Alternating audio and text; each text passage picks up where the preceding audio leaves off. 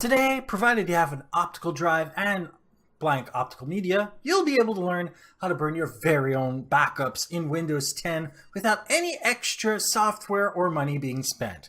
But first, my name is Steve Smith, this is TQA Weekly, and if you haven't already done so, click the subscribe button down below. You click the bell to make sure you get future indications of future episodes. I post once weekly, and of course, if you really want to, you can click the join button, become a member of this channel, and by being a member, you get to be part of our monthly live streams for members only, as well as our private Discord channel. This episode is going to be super easy for most of you to follow, provided that you already have blank optical media inserted into an optical drive, whether it's CD, DVD, or Blu-ray. You'll be able to follow the instructions. So this is assuming you're already up to that point.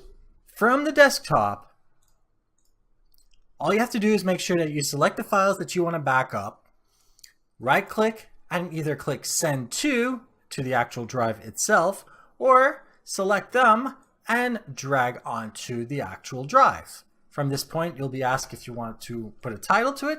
Usually it puts the date. Select whether you want it to be like a USB flash drive, which might cause issues in some other computers, or burn as a CD or DVD player would be able to read it, which just means it's going to be a typical data disk. Then you click Next. From this point on, all you have to do, once you have all the files you want to burn, is click Manage, and then finish burning. That's it.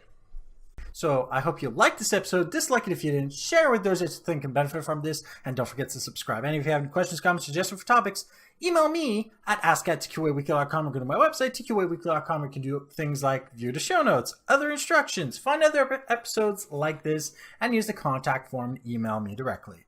Thank you for watching, and goodbye.